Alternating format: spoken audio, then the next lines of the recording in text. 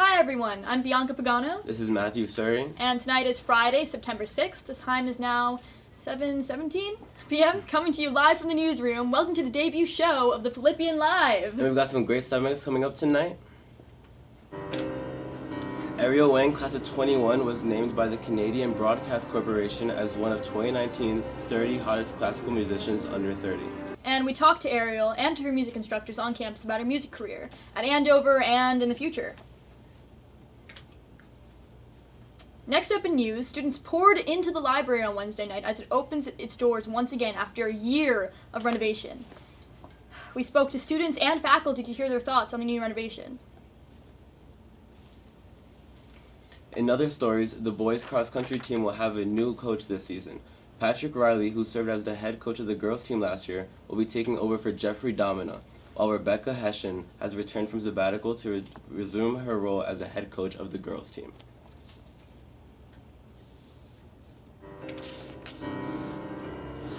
The pianist you see on center stage right there is Ariel Wang, class of 21. That recording is from her performance at the Eastern Music Festival this past summer as the winner of their concerto competition. She's been studying piano since she was 2 years old, but it's not the only instrument that she plays at a high level. Here's live associate Lexi Mariano with the story.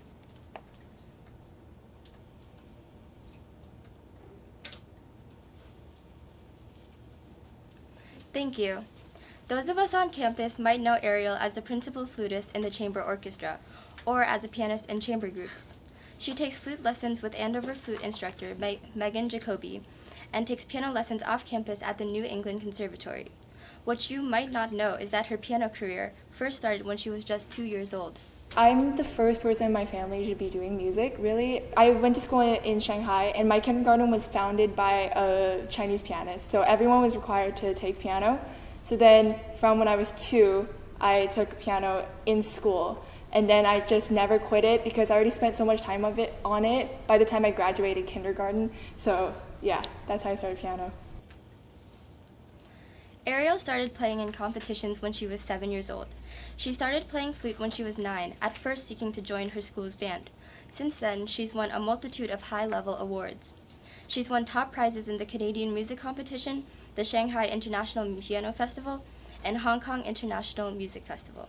She's performed 6 times as a solo pianist or flutist with orchestras, including the Vancouver and Waltham Philharmonics. Yeah, it's my favorite part of being a musician, playing as a soloist with orchestras, because I feel like you have a really big part, and it's just, you feel part of the music when you play with orchestra, so it's my favorite part, yeah. In July, Ariel participated as a pianist in the Eastern Music Festival, a 5-week program in North Carolina with 2 student orchestras and 14 pianists.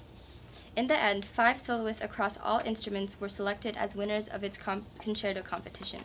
Ariel was one of them, getting a chance to play with the orchestra as a soloist. As a pianist, we have seminars and we take lessons, and the faculty there are really kind and really helpful and taught me a lot just over the 5 weeks. As a pianist, I wasn't in the orchestra, so it meant a lot to me when I got to play with orchestra and be in the rehearsals. I played Rachmaninoff's Second Piano Concerto, which is a really gorgeous concerto. I think it's pretty difficult, but it's really emotional and that's the fun part of it, especially with orchestra because of such the grandeur. You feel a lot, you feel very big as an instrument. But winning the EMF Concerto competition wasn't Ariel's proudest achievement this summer. That instead is her selection by the Canadian Broadcast Corporation for their 2019 30 Hot Canadian Classical Musicians Under 30 list. She was listed as both a pianist and a flutist. The website's bio of her cites her playing in the Phillips Academy Chamber Orchestra, attending the prestigious Tanglewood Institute for Flute, and her Eastern Music Festival win. Here are her and her flute instructor, Megan Jacoby's thoughts on her making the list. I didn't expect it. The list is full of so many good people, and people I look up to when I read their stuff, and it's so funny. It's so fun that I get to be there and people get to read about me and I get to share my accomplishments. I was pleasantly surprised. She sent me a text this summer and said, "Dr. Jacoby, look, I got on this list." And it was extremely impressive because she's so young. I mean, if you think of people all the way up to age 30. Most of them were well into their 20s, and she's on that list. So what makes her so special as a musician? Her flute instructor and fellow student musicians weigh in. Got the sense when I first met her that she was extremely driven, and she asked me in the first few lessons, what are some opportunities that I can do for youth orchestras or competitions? So right away I knew that she was really eager to get better. To become a musician, there's, of course, we want some bit of talent, but that only goes so far. So you really need the work ethic, and you need the determination and the motivation, and she has all of those things. I think the amount of effort she puts into her playing and the virtuosity she displays during not just performance but also in rehearsal really sets her apart from other pianists. Yeah, and the fact that she plays two instruments, the piano and the flute, at such a high level is amazing. So what's next for Ariel Wang, pianist and flutist? In November, she'll perform at Carnegie Hall for a competition she won in June. In the future, even though she doesn't want to solely focus on music, she hopes that it will continue to be a big part of her life. I really hope there's a way I could keep it in my life the way that it is now, where it's a really big part of my life, but it's definitely not the only thing I focus on. I have a lot of interests that don't relate to music at all, but music is always, the lessons that it has taught me has carried me through everything else. But I hope when I go to college and when I'm an adult and I have a job, like I can practice and be able to share it the way that I do now. I don't know if that's possible, but that would be my dream. Lexi Mariano reporting. Thanks, Lexi. The Andover girls and boys cross-country teams have just completed preseason training, but this year brings changes and challenges for both teams. Both teams will have new head coaches this season, and the girls cross-country team lost 4 of its top 7 runners. While both teams have been dealing with internal shifts, the cross-country program has also had to contend with a much more unexpected obstacle, the EEE virus, which has kept runners out of the sanctuary and coated in bug spray. We talked with runners and coaches about how the program is adapting to EEE and what their goals are for the season ahead. Here's back to live associate Lexi with the story.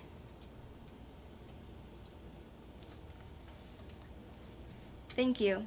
The discovery of the mosquito-borne illness EEE in the town of Andover has promoted preventative measures for all outdoor activities. The town was sprayed with insecticides to control the mosquito population, and because of the nocturnal nature of the mosquitoes that carry the virus, outdoor activities will now be limited to between 8 a.m. and 6 p.m. The cross-country teams had to alter their preseason training plans, as the Cochrane Sanctuary, part of the home course, has been closed to the public. We're soaking ourselves in DEET, and we're making sure that we're not going out before dusk, and we're basically making sure not to just expose ourselves too much, but I think it's going to be fine. The sanctuary is actually going to open pretty soon, I think, to us. I think in the next few days. I'm not exactly sure when, but we've been able to hit some good trails. It hasn't really prevented us from doing great work that we're used to doing and that we need to do. Though the threat of EEE has declined, cross-country still faces challenges due to the lingering threat of the virus. Cross-country's first interscholastic meet, which was originally scheduled as a home meet, was moved to Choate, as the meet would have been run too late in the evening to be safe at Andover. We have run on Choate's course quite a bit in the past, and it's pretty similar to our course. Choate has a really good course in terms of it's hard, and there's a big hill on Choate's course, so I think we'll definitely use that for training purposes. I'm not exactly sure how strong Choate is this year, but we'll definitely go hard when we go up against them. Preseason training has just ended for returning student athletes, and both cross-country teams are looking forward to welcoming new students. Student athletes weigh in. We're just starting out. We started out with some pretty easy runs, and now we're gradually progressing to some workouts and longer runs, and I think it's going pretty well. It's going well so far. We have a really strong group this year, all returners, so I'm really excited. Just having this group of guys at preseason, it serves well to kind of get them oriented, and they'll be kind of like the leaders of the team as we get I think it's 30 more in a couple days. So really looking forward to getting with the whole team again as well. Since 2010, the boys' head coach has been English teacher Jeffrey Domina. This year, he is taking on the role of Dean of Faculty and is subsequently stepping down to an assistant coach role on the boys' cross-country team. This year, the boys' head coach will be Patrick Riley, who was previously the head coach for the girls' team, while Rebecca Hessian has returned from her sabbatical and will now resume her role as the girls' head coach. I think there's a lot of different things that Coach Riley brings, and Coach Domina before, again, congratulations to him. He really deserves that new position he has, and he's been an unbelievable coach in the past, and I've loved working with Coach Domina. It's sad to see Coach Domina go, but it's good to see him returning as assistant coach, and Coach Riley is also an amazing coach, and I think as head coach, he'll be just as good as a head coach. He's still treating us the same sort of workouts, same sort of runs, and it's still as hard as ever. In an interview with Live, boys head coach Coach Riley said, "The program historically has been really strong in competitive success, but also the culture. My first job is to preserve a lot of the things that make the program great. I'm not looking to change a lot of things." Even through all the changes, both teams trained hard through the preseason and continued to chase even faster times and even better performances. I really want to break 17 and hopefully get in like mid to low 16s. But also, we have our final race called inner scores where we go against a bunch of teams. So I guess one of the team's overall goals is to eventually win that. I think something we focused on a lot in the past and that we're trying to do especially this season is pack running.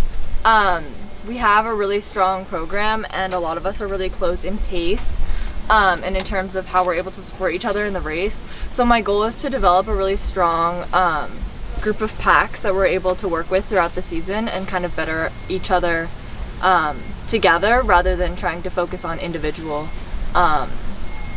competitiveness. Although the sanctuary is still closed to the public, the team has exclusive access to the sanctuary starting today, since the practice window falls within safe hours. After a short wait for public safety to unlock the gates, groups of runners from both teams took their first run through the sanctuary this afternoon. Lexi Mariano reporting.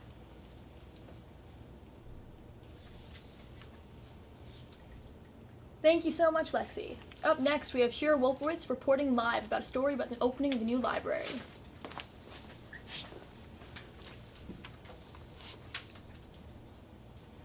Although upperclassmen remember the stacks and sprawling basement cubicles of the old library, almost half the student body has never been inside the OWL before this Wednesday. Over the course of the last year, the library has undergone a complete renovation with a revised floor plan, larger makerspace, and many new spaces for group and individual study. Most students were very excited to step inside the new library for the first time on Wednesday night. Let's take a look.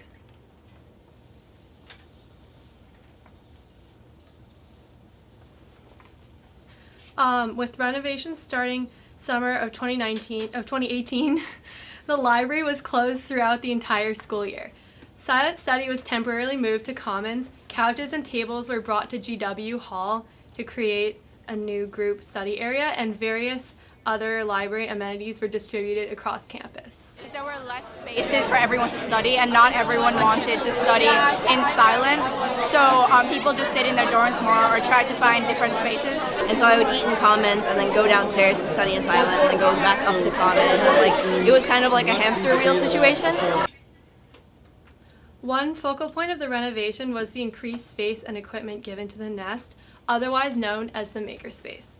In addition to a new laser cutter, the library also has a new CNC router, multiple new 3D printers, a wood shop, and many new technology items available for students to use in the coming year. The Makerspace also includes a brand new data lab equipped with powerful computers that might allow computer science students to attempt more difficult projects. So much bigger than the one in Delft last year, and there's so much cool stuff. There's 2 laser cutters, 3D printers, and there's super nice computers. It seems a lot more put together. In the old Nest, it was almost a little crammed, and here I feel like there's space for everyone to do what they love. The computers are top notch, which is great for computer science and just in general for tech masters. So I really enjoy that space and how they made it even bigger. However, not all students were happy with the distribution of space within the nest. While the broader makerspace grew and the VEX Robotics Club received a large allotment of space, some clubs like the printer at PA were unhappy with their new location. Here's Alex Oder, Director of Outreach for the club, live on the show. Hello, I'm Alex Oder and I represent the printer at PA. Sort of just speaking for the board in general, we were definitely a little disappointed with the allocation of different rooms in the library. Since we're an apparel printing company, we're dealing with hundreds of shirts, hoodies, and sweatpants at any given moment, and that obviously requires a lot of space, especially since we're working with dangerous equipment like heating presses, which are easy to burn yourself on. Last year, we were stuck in the third floor gelb, which was very cramped and it was honestly sometimes dangerous. Before that, in the old library, we had a whole room to ourselves, which was pretty much necessary for the work we were doing. And this year, we had a large downgrade. We're now in about 25% of VEX's robotics room, which, it's certainly disappointing, especially as a club that we've only been around for 4 years. We're not as old, we're not as large as some of the big name clubs, but we really had hoped that we could get a little more out of this. Nevertheless, we're going to continue to work as hard as we can to serve the Andover community.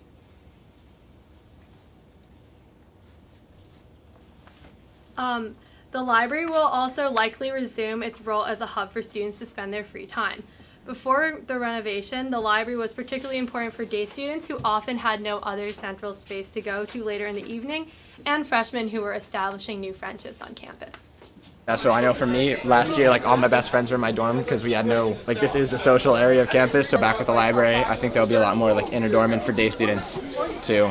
They'll have a place where everybody can hang out. You don't have to make plans with people, you can run into people in the library. For me as a freshman, I really, met a lot of people in this library, so I think the freshmen this year have a lot, and new people have just an upper hand from last year where they get to see people here every day. The library definitely allows for more mixtures, especially with freshmen. I know there wasn't a lot of freshmen mingling as much last year too because they tend to stay in their dorms, but this is definitely gonna boost that intergrade so. According to Mr. Barker, the library got a great reception from the faculty.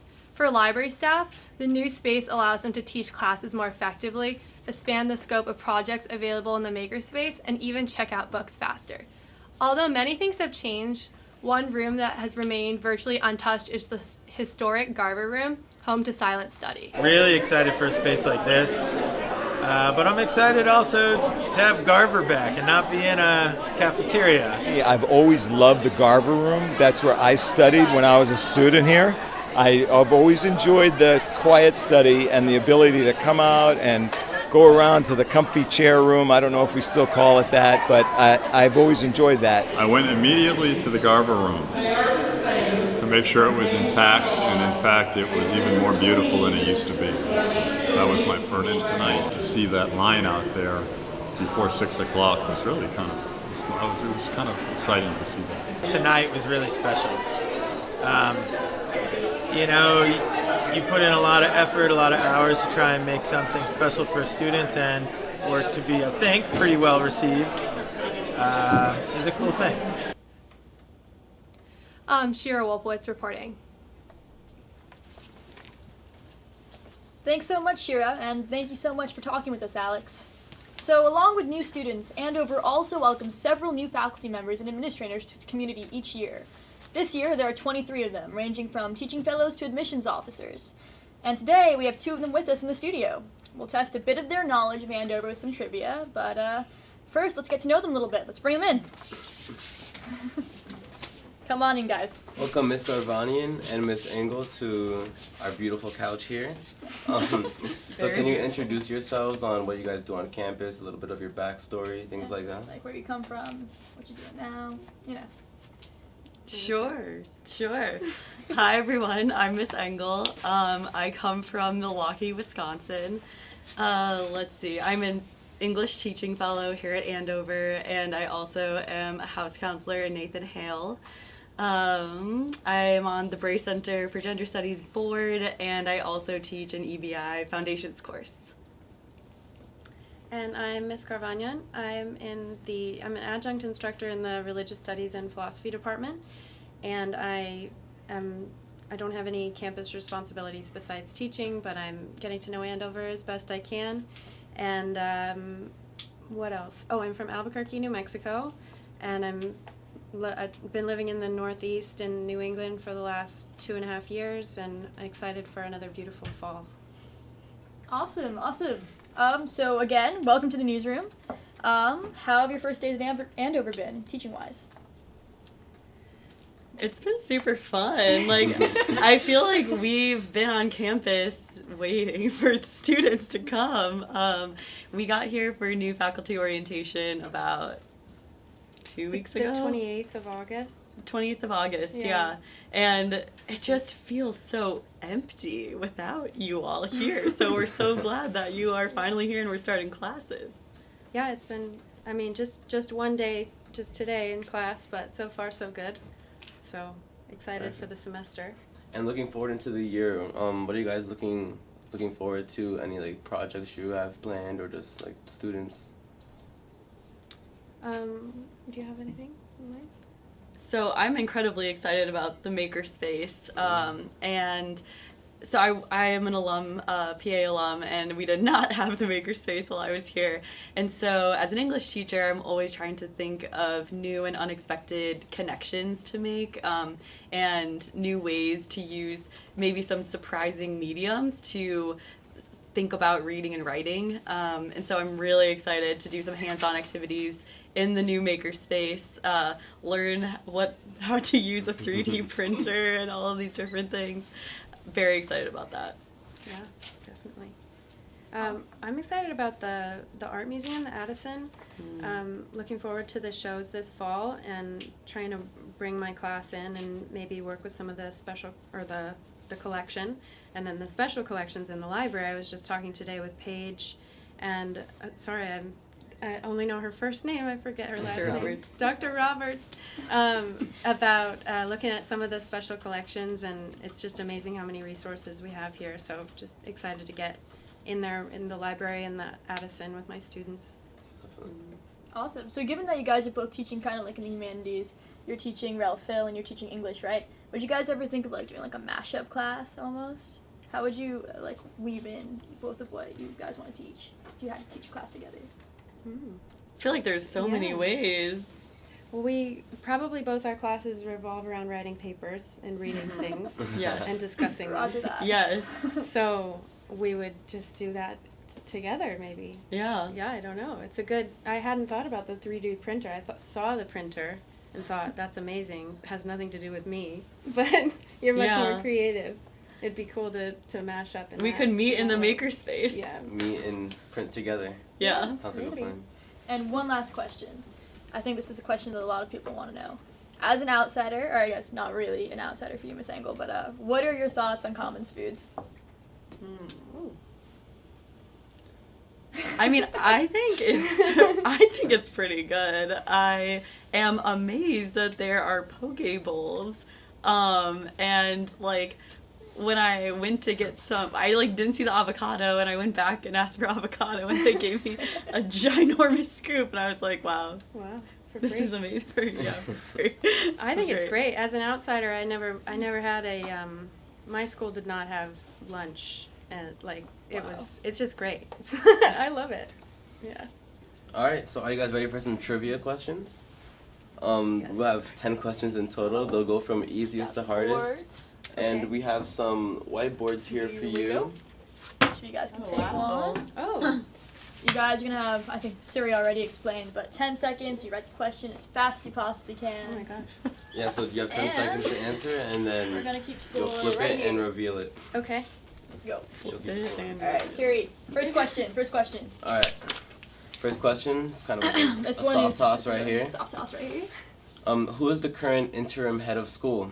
Siri, that's so easy. It's the guy with all the hair. Of course. Oh. Yes. Ah, there we go. 1 point for Miss Angle. I feel like that was too much of an answer. Alright, just so you know, Questions are gonna get harder as we go along. So, okay, who can write down as fast as you can the first person, the 5 clusters on campus? Go. No cheating! No cheating! No cheating! I don't even know what a We can cluster is. collaborate. Oat clusters. Wow, we got some quick chocolate answers. clusters. Like I said, I'm only teaching. Which dorm were you in when you were here? I'm a house counselor, Nathan Hale. Obviously, Pine Knoll is the best. Alright, wow. Best 2 points cluster? for Miss Engel. Controversial. Just so you know, clusters are kind of like the sections that we split the the campus into. Yeah, it's like communities of which dorms live in. There we go. So So Pine Knoll is like where Miss Engel lives. All those little dorms. Alright. Alright, next question. Who is the library named after? She's giving it to me. No, I can't. How do you spell his last name? There we go. Ding, ding, ding. Thank you. Do you spell it with And an E? that's why Okay. we call it Owl. Oliver Wendell Holmes. Owl. Alright, not doing that one or that one. Which CEO turned superhero attended Andover according to Marvel? Oh. Damn! Single getting all the points here. Yeah. No. No. Oh, really? Yeah. I don't even know when Superman came around. Was that like what, the 50s? That's cool. We're Wait, not that old. What? It's actually Tony Stark. Yeah, no, it's Iron Man. We know. Tony Stark. Oh, I was Robert like Downey Superman. Jr.? Sorry. Nope, that's beginning to stick by me. Close enough, close enough. Alright. Question 5. What does the PA motto Finis Origine Pendant Oh no, you can translate see to? it right up here, big label, you know. Something that our beloved Palfrey used to say all the time. I'm just cheating. I don't know. This angle is crushing you. Okay. Crushing me. She studied before she came here. Well, she studied for 4 years. Yeah, exactly. Alright, so that's 4 points. Wow. Okay. Yeah. We're on to number 6, right? Yep. Alright, this one's a little easier. I think Might be able to get this one. You'll be able to know this. What year was Andover founded? Oh, and this is where people get stuck. We all know it's the 1700s, but we don't know what the last 2 digits are.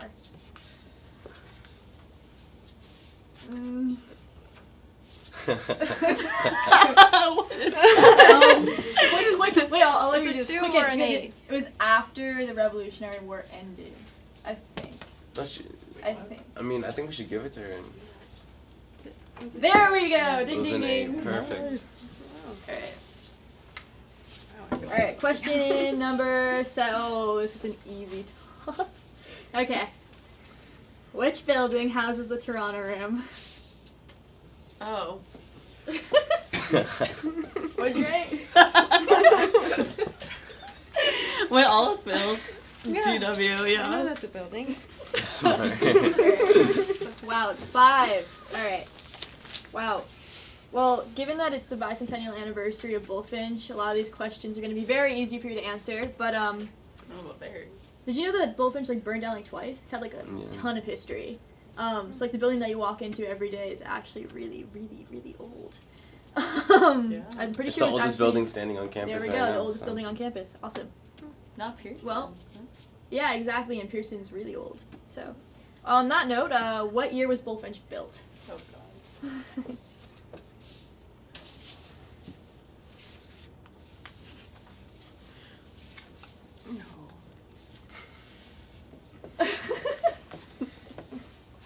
I don't know. Oh, we said it basically the same. Wait, what I wrote was. We'll give it to whoever's closer. We literally are 1 away. Oh, you're closer by 1 year. It was 1819. Oh, how did we get Look at that? that. You're catching up. You're catching up. 2 more points, and you'll be tied. All right. So, given that it is Bullfinch's bicentennial, like I said, and because it's burned down more than once, it's also had a bunch of different purposes. Different renovations. We're a and such. bicentennial. It's 200 years. Okay.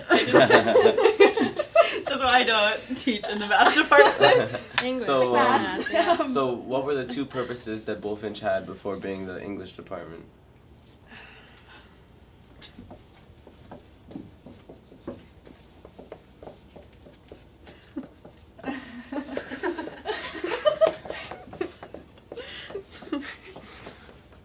Like you said, the questions get a lot harder. Bulls and bird storage.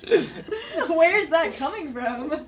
Yeah. Bullfinch. Have you been? Oh, Finch. Finch is Bull a and bird. Finch. That's I never thought hilarious. about that. I was gonna say like. This is coming from. I was gonna say like it's New England weather, Storm? winter. Yeah. Seminary. Nice guess. Sorry, what was it It again? used to hold the gymnasium for actual gymnastics, and the dining hall. People used to eat in Bullfinch. So. Yeah. You never. No, The more you know, the more you know. And the menu is actually quite exquisite too. Very bougie. Interesting. Very bougie. What was it? I don't know. Like, from what I've heard, it was like mashed potatoes and like nice steak and stuff. Actually, like, Commons has that now. Like sometimes. So. Sometimes. Yep. Yeah. And the last question, what did Fred Law Olmsted also design? He was the designer of the Great Lawn. Oh my